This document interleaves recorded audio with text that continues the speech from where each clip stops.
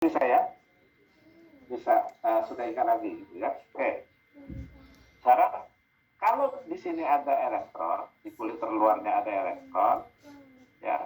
Ini kita bayangkan di sebelah luar ini ada kulit elektron, kemudian elektron yang ada di sini itu mendapatkan energi. Mendapatkan energi dari mana? Energi dari cahaya. Karena tadi kita kan sudah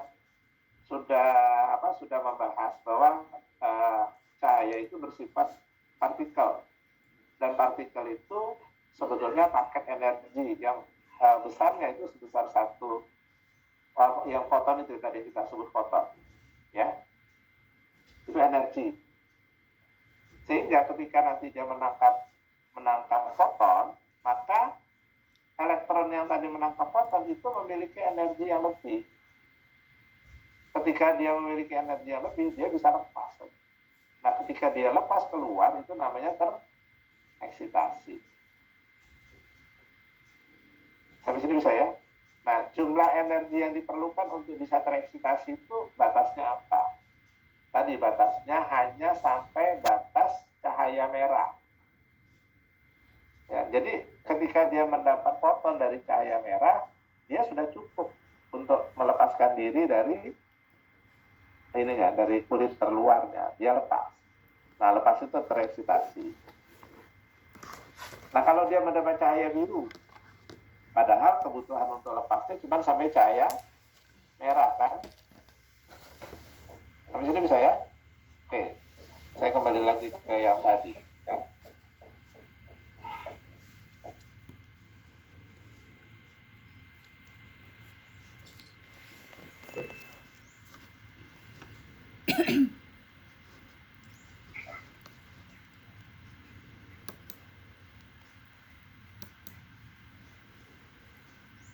Nih, saya kembali ke sini. Ini kan tingkat energinya rendah yang cahaya merah. Karena kan panjang gelombangnya lebih lebar ya dibandingkan cahaya biru, ya. Sehingga tingkat energi yang merah itu lebih rendah dibandingkan yang biru. Sampai sini bisa diikuti? Bisa Pak, alhamdulillah. Ya. Nah, kalau tadi dikatakan bahwa sebetulnya tingkat energi pada cahaya merah, foton energi pada cahaya merah itu sudah cukup untuk mengeksitasi elektron, untuk melontarkan elektron dari kulit terluarnya. Sudah cukup energinya. Tapi ketika dia menyerap cahaya biru, berarti kan ada selisih energi kan antara cahaya biru dan cahaya merah, selisih energi yang tidak terpakai. Ya. Sampai sini bisa dipahami? Ya. Karena kan cahaya biru energinya tinggi.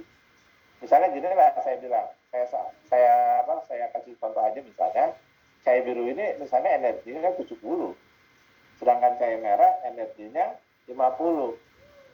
Jadi kalau dia mendapat cahaya merah dengan energi 50, dia udah bisa terlontar keluar, dia sudah bisa tereksitasi. Tapi tadi kita kan tahu berdasarkan grafik yang ini bahwa klorofil itu tidak hanya menyerap cahaya pada cahaya biru, tapi juga menyerap pada cahaya merah. Atau saya balik, tidak hanya menyerap pada cahaya merah, tapi juga menyerap pada cahaya biru, di mana kedua energi itu berbeda. Cahaya biru energinya lebih tinggi dibandingkan cahaya merah. Sementara dengan hanya cahaya merah dia bisa tereksitasi. Ini Rose excited state ya. Jadi batas terendah untuk bisa tereksitasi. Dia sudah cukup, dengan cahaya merah sudah cukup bisa tereksitasi. Tapi kan tadi kita sudah tahu bahwa ada yang bisa menangkap cahaya biru. Ya kan? Iya Pak. Ya. Sehingga kalau dia menangkap cahaya biru, sebetulnya dia masih punya kelebihan energi yang tidak terpakai untuk bisa tereksitasi, karena tadi tereksitasi cukup cahaya merah, cukup pada level cahaya merah saya. Sehingga kalau dia nanti menangkap pada level cahaya biru, ada energi yang tidak terpakai. Jadi level energi cahaya biru dikurangi level cahaya merah, itu jumlah energi yang tidak terpakai. Nah, energi yang tidak terpakai ini nanti akan hilang dalam bentuk panas. Nah, jadi bisa hilang dalam bentuk panas.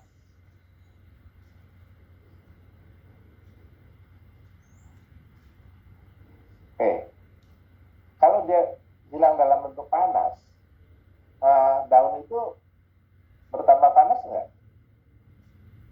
Tidak. Enggak, daun itu nggak pernah bertambah panas, suhunya tetap. Terus kemana panasnya ketika dibuang? Kan contohnya yang ini sebelum sampai ke situ. Kalau naik motor atau naik mobil, ya pagi-pagi sebelum kita hidupkan mesinnya dingin atau panas? Dingin. Nah, ketika kita starter, setelah beberapa saat kita pegang mesinnya itu jadi panas. Nah, panas pada mesin itu sebetulnya panas dari pembakaran bensin yang ada di dalam mesin yang tidak dipakai untuk kerja, karena ketika bensinnya diledakkan di dalam mesin, ledakan itu dipakai untuk memutar truk as pada mesin mobil, untuk memutar mesin, secara singkat memutar mesin gitulah ya. Nah, tapi ternyata ada energi yang tidak terpakai di dalam mesin itu yang kemudian keluar sebagai panas. Jadi panas pada mesin mobil atau pada mesin motor itu adalah bentuk energi tidak terpakai, sehingga mesin motor atau mesin mobil itu menjadi panas. Ya, nah di sini juga sama.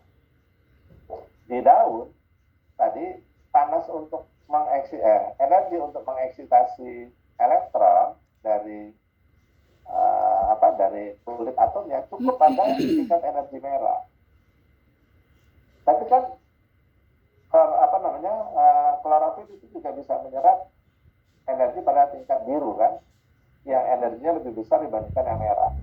Sehingga karena merah sudah cukup, ada kelebihan energi sedikit.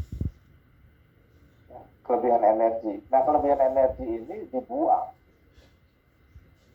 dalam bentuk panas.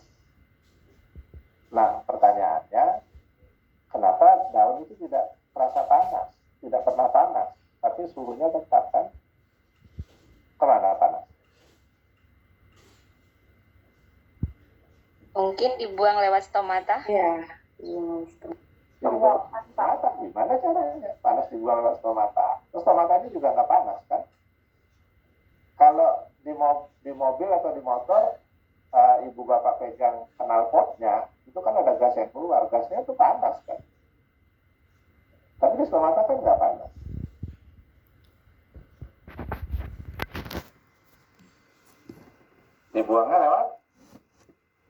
Dibuangnya lewat yang namanya transpirasi. Transpirasi itu apa? Transpirasi Penguapan, Pak. Lewat penguapan. Kira-kira ada nggak yang bisa menjelaskan kenapa dibuang lewat penguapan? Bagaimana cara membuang panas lewat penguapan? Mungkin seperti pembuangan yang pernapasan itu lewat air gitu, dititipkan menjadi ke air gitu, Pak. Gimana? Jadi gas. Gimana nih panas di air? Uap airnya panas gitu. Enggak tahu, Pak. Air di dalam tumbuhan itu bentuknya apa? Ketika dia masih disilip, bentuknya apa? O2.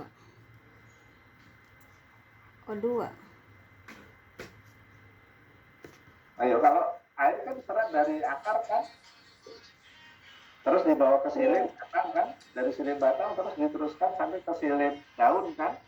Iya. Ketika dia mengalir itu bentuknya masih dalam bentuk apa? Air. Masih dalam bentuk air, dalam bentuk cair. Ketika dia keluar menjadi transpirasi, bentuknya jadi apa? Untuk gas.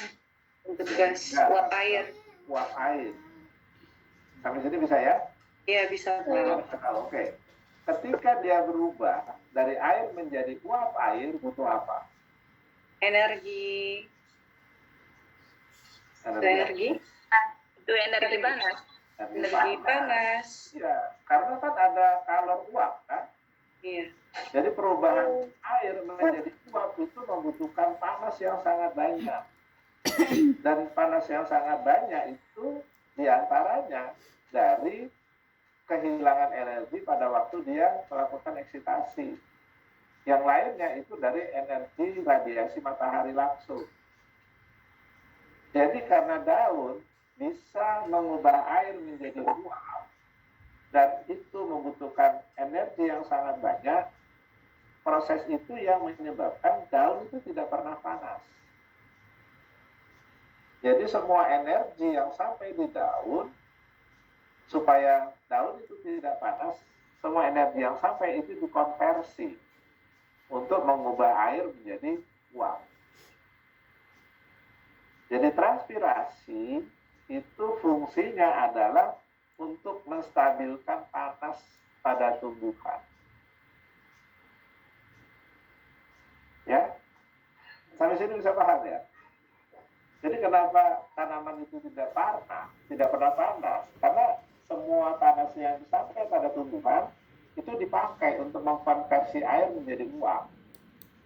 Sehingga butuh banyak kalor. Karena butuh banyak kalor, nggak pernah naik tuh suhu tanaman. Suhu tanaman itu tetap dingin. Sampai ini bisa ya? Bisa nggak? Ya, jadi saya mungkin agak lari-lari konsepnya, tapi nggak apa-apa, ini kan akan terkaya, ya. Oke, sampai sini bisa ya. Oke, nah ini tadi ini dipakai untuk apa namanya, untuk eksitasi, ya.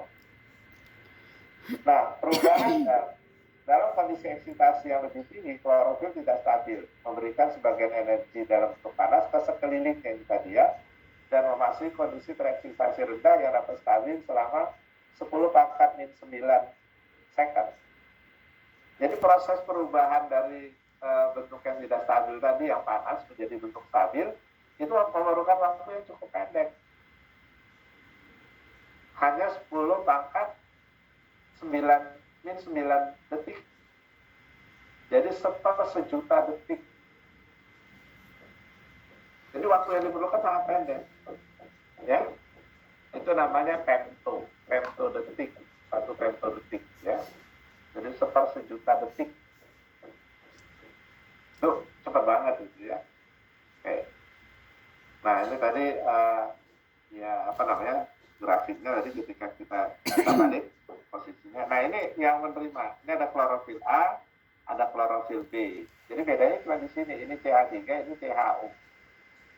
Ya. Kemudian ini beta karotin. Nah, ini zeaxanthin. Kalau beta karotin itu banyak pada portal, kalau zeaxanthin ini banyak pada pada biji ya, biji pada jagung ya. Jadi kalau kita lihat seperti ini. Nah, kalau ininya berubah, ini jadi lutein. Jadi sebetulnya pada dasarnya molekulnya hampir sama. Sehingga dia bisa tadi menangkap cahaya biru ya. Sampai sini ada pertanyaan? Belum ada ya. Ini pigmen fotosintesis. Jadi ada klorofil, ada karotin, ada picobilin. Karotin itu nanti carotenoid ya. Karotin maupun xanthopil. Kemudian picobilin itu picoerythrin maupun picocyanin. Ini kira-kira seperti itulah. Ya. Nah, ini ada nanti namanya red dot effect ya. Jadi kalau kita lihat ya, foton itu diabsorpsi daripada banyak 400 ada sampai 700. Ya. Nah, foton yang diabsorpsi klorofil atau pigmen lain itu efektivitasnya sama dalam mendorong fotosintesis. Tadi picobilin, picoerythrin gitu ya. Kemudian apa namanya? Karotin gitu ya. Nah, ini quantum yield ya. QY ini namanya quantum yield. Quantum yield itu artinya angka panen ya. Angka panen fotosintesis turun drastis pada FR, pada Farad. karet itu merah, tapi panjang gelombangnya lebih dari 680. Dan menandakan bahwa NR itu sendiri tidak efisien dalam mendorong fotosintesis. Meskipun dikatakan bahwa cahaya-cahaya itu bisa mendorong fotosintesis, tapi ternyata panjang gelombang merah jauh yang disebut dengan karet ini, NR ini, yang panjang gelombangnya lebih dari 680, ini tidak efektif dipakai untuk fotosintesis. Jadi dia hanya efektif sampai cahaya merah. Begitu frekuensinya ditambah sampai ke merah jauh, dia sudah tidak berguna untuk fotosintesis. Nah, jadi yang berguna hanya cahaya biru dan cahaya merah. Sedangkan merah jauh sudah tidak efektif. Nah, semua itu, kalau kita lihat, semua itu drop nanti sampai di merah jauh. Ya, kecepatan reaksinya itu drop. Atau kecepatan reaksinya itu turun secara drastis sampai ke titik nol. Ya. Kemudian ada yang namanya advance effect, ya. Ini efek Emerson. Jadi kalau kita kasih karet, ya, dia sedikit naiknya. Kalau kita kasih red juga sedikit. Tapi kalau dua-duanya ini tergabung jadi satu, ini malah meningkat lebih tinggi. Ya, ini sebetulnya nanti kita akan pelajari bahwa ketika red sama karet itu diberikan secara bersamaan, lajunya menjadi tinggi. Ini membuktikan bahwa fotosintesis itu dilakukan oleh dua sistem fotokimia dengan panjang gelombang optimumnya sedikit berbeda. Ya, tadi katanya ketika dikasih karet, tadi kan sebetulnya menghambat ya, tapi dikasih karet aja dia bisa naik sedikit. Dikasih red juga naik sedikit. Tapi dikasih dua-duanya ini tinggi. Artinya ini karet sama red itu juga bisa saling mendukung. Ketika red dan karet saling mendukung, di sini orang bisa menduga bahwa sistem pada fotosintesis itu ada dua, tidak satu. Ya, sistem penangkapannya maksudnya. Nanti kita akan lihat yang disebut dengan fotosistem 1 maupun fotosistem 2. Ini antagonis effect ya. Jadi tadi kalau karet kita berikan agak tinggi, kemudian kita kasih hijau, dia turun. Kemudian kalau hijaunya dimatikan, dia naik lagi. Ya. Kemudian kalau dimatikan seluruhnya, dia baru turun. Artinya, di sini ada efek antagonis pada cahaya hijau. Cahaya hijau ini akan menghambat proses fotosintesis. Ya, ini dari sini antagonis ini ya. Kenapa? Karena cahaya hijau, green light ya, GL ini itu akan mereduksi sitokrom. Sedangkan karet itu akan mengoksidasi sitokrom. Ketika dia direduksi, maka dia akan menghambat. Ya, akan menghambat sitokrom ini. Tapi ketika sitokrom ini dioksidasi, maka dia akan mendorong reaksinya. Ya. Oke, ini juga mendukung tadi ada dua kutub kimia pada fotosintesis. Ya, jadi ini sendiri itu kalau dikasih hijau dia turun, kalau dilepas dia naik lagi. Ya. Oke. Nah ini dari Hill dan Bendal ya, itu yang membuktikan bahwa di dalam fotosintesis ada dua fotokimia. Yang satu cenderung mengoksidasi sitokrom, tadi yang karet, yang satu cenderung untuk mereduksi sitokrom, yang kita sebut dengan green light. Ya. Nah, ternyata fotosistem 1 itu